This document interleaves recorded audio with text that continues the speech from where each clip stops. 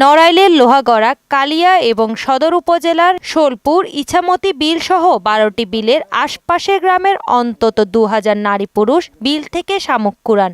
সাংসারিক কাজের ফাঁকে শামুক কুড়িয়ে প্রতি মাসে উপার্জন করছেন ১০ থেকে ১৫,০০০ টাকা।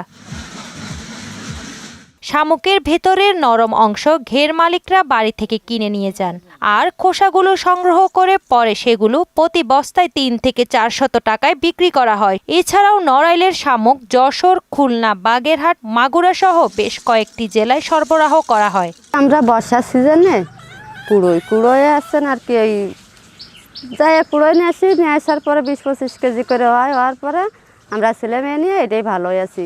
ঘের মালিকের কাছে বিক্রি করি, নারী পুরুষ মিলেমিশে আমরা এইগুলো ধরি। কোনোদিন ১০০টা হয়, কোনোদিন ৫০টা হয়, কোনোদিন ৮০টা হয়, কোনোদিন ৯০টা হয়। যাদের ঘের আছে তাদের কাছে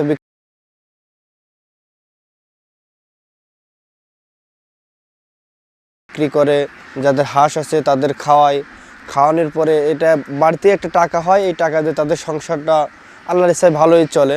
তবে মাছের খাবার হিসাবে শামুক না দিতে ঘের মালিকদের সবসময় নিরুৎসাহিত করছেন জেলা মৎস্য বিভাগ। শামুক আসলে সরাসরি মাছকে যদি খাওয়ানো হয়, এখান থেকে শামুকটা, কাঁচা শামুকটা এটা পচে পানিতে বিভিন্ন লাইভ প্যাথোজেন তৈরি করে এবং সালমোনেলা এবং অ্যামোনিয়া গ্যাস তৈরি হয়, যেটা মাছের জন্য আসলে ক্ষতিকর। শামুক সংগ্রহ করে ভালো দামে বিক্রি করতে পেরে খুশি তারা।